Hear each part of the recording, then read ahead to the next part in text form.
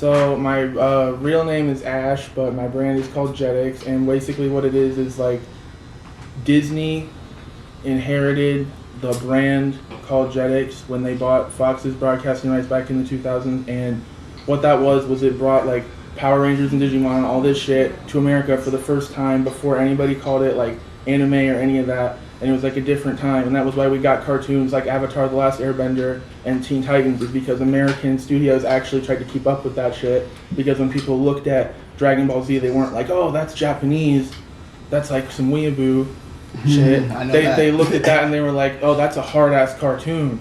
And so it was just a different time, and basically, so like I was looking at that and I was like, JETIX has been my thing. Like I met Puya like 4 years ago and I was just wearing my old JETIX shirt, and I was like, oh, JETIX has kind of always been my brand kind of thing. And I was like, what's like, does Disney still have the rights for that? And so I looked into it, and all the like old JETIX logos and everything, that's all public domain. So all of that is like their old shit that anybody can use, and all of their rights for the name JETIX were legally dead.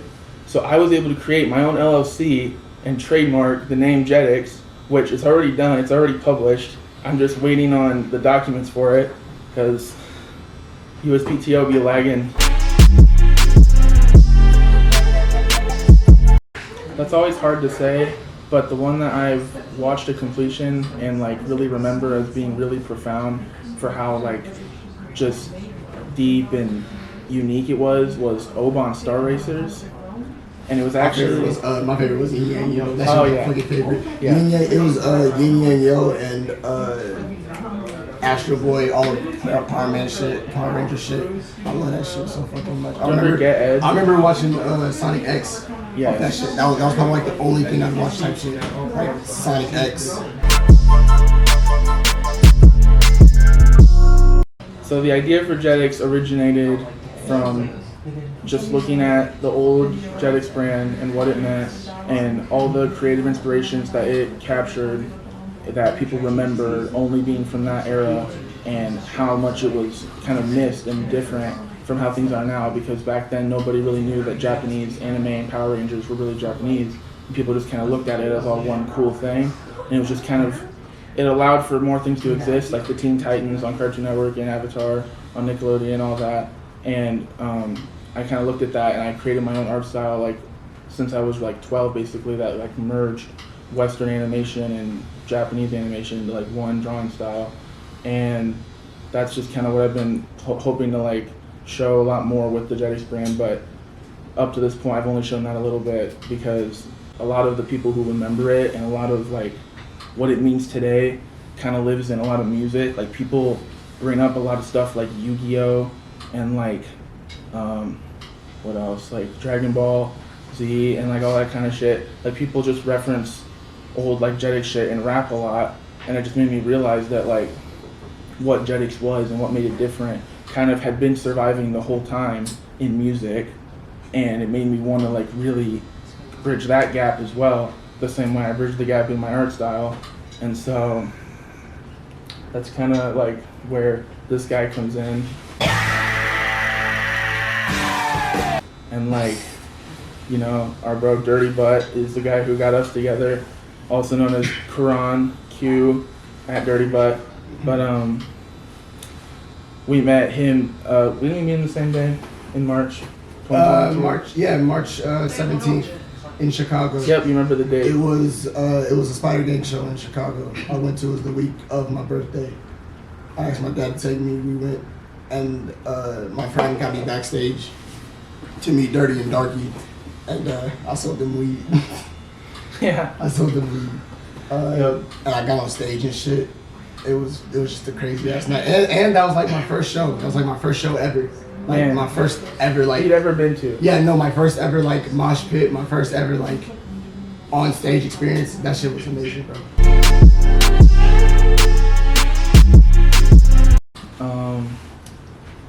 A lot of things. I kind of mentioned earlier, more of my original cartoons and stuff, talking about that, giving that a lot of like lore and context and trying to build that up like a real, as if it was a new TV show on JETIX. That's what I'm really going for with all these different series.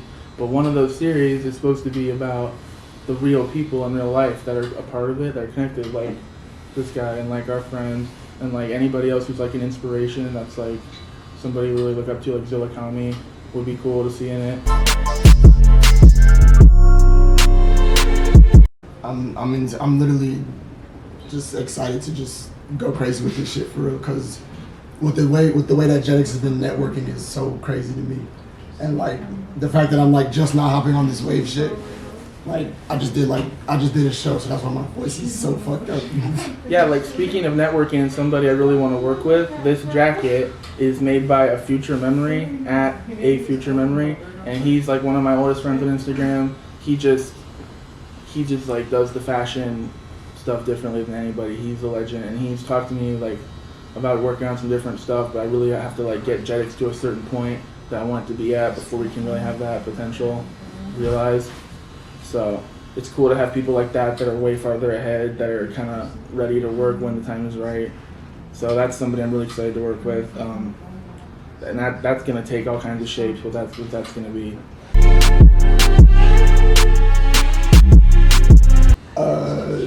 Best advice I can give you: do not look for any opinions out the first gate, bro. Just drop whatever you want to do first, and then try to build up an audience off of that. And then, like, once you get bigger, start looking for opinions. I wish I got that advice earlier, because like now I'm starting to see it. Like, who gives a fuck, nigga? This is your shit. Do what you want with your shit, bro. People will like it. People won't like it. It's just how it is. I've heard that from like a bunch of people. It's just how it is. I mean, it seems like a really simple, kind of almost corny answer, but it kind of seems to be the most true for everybody, because it's different for everybody. Would be the best thing I've heard is be yourself. Just be yourself. Yes. Because it does take a lot more work than you think to know what being yourself can really mean. Literally, and then like you being yourself can literally skyrocket you to like crazier shit, bro. Because like, even though the people that I'm about to name off are like dead, like Juice, Pete, X, Pop, Easy, all of them niggas, they literally went up off of like doing what they could do type shit. Because remember, Eazy-E couldn't rap. It took Dr. Dre to teach that nigga how to rap. But Eazy-E could not rap, and he still just like went up off that shit. And I find that story just so crazy to me. Cause that's pretty much how I started type shit. I mean, speaking for like JETIX music stuff, I mean, I don't want to get super ahead of myself, but like I know that like Dirty Butt's been working on a couple different things, like a JETIX, like a Beyblade album, and like there's always different music dropping with like the JETIX brand on it. So that's always just cool to add to the JETIX. It's hashtag JETIX is alive is usually where you can. 6 Miles Morales will be sponsored by JETIX. Facts. Yes, it will. It's gonna have that logo right there, like in the top this time. Cause I put it last time I put the logo. There we go. I put it at the bottom corner. Yeah. I put it right there on like the top this corner. Should we talk about tour? Should we talk about the tour? Tour. No comment on tour. No comment on tour? No comment on the tour. No. It'd be that motivation of get up and get on the mic type shit. Like, I really want to get on the mic and just go crazy and just go record. But then, like, I realized that I've worked that day immediately after I record. I'm just like, you know what? I'm just waiting for work. But I really want to get back into like start like having my own recording time and shit. That's the biggest struggle. That's why I haven't already put out, 1 million characters and everything, because I have to go try and make money somewhere else while it's still growing. So that's always the struggle, is having you still got to get that money tree while you can. Right, like, we're making moves, we're growing, we're doing things, we're seeing progress and growth all the time. We just need money to get further. Right. We always have to, make ends meet. But yeah.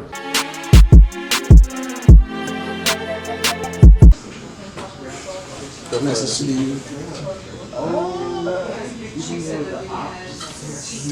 Think before you act, but be yourself when you make that act. Cause I'm not gonna cap. I made some pretty shitty decisions from 16, 19, or no, from 16 and now.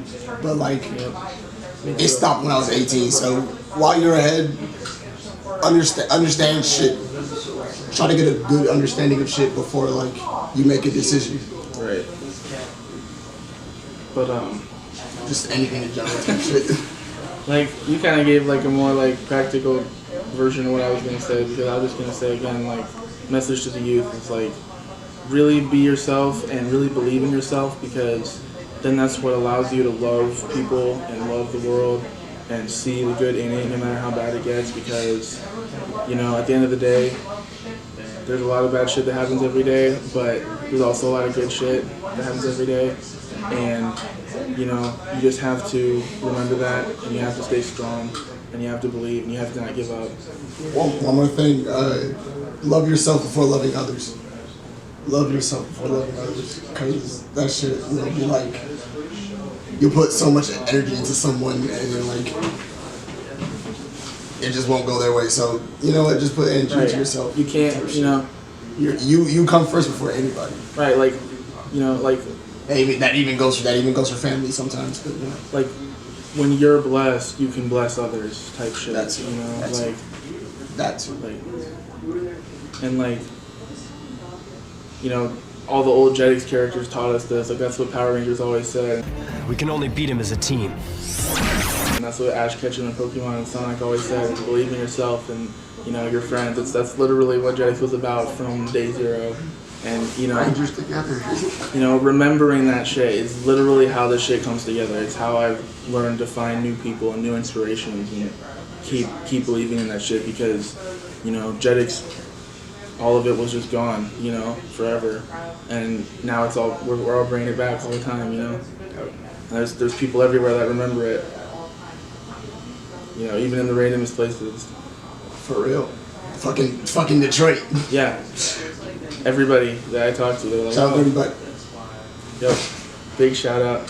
Shout out Dirty Butt. Shout out Cube, my boy Cube. Shout out Abby. Shout out at Ginkgo LTV. Shout out Death Proof. Shout out at King Paper Mario. Shout out fucking Gnarly Boys, Bear Trap, and Karma Mob. But it's fuck you, Brokey. Whole gang.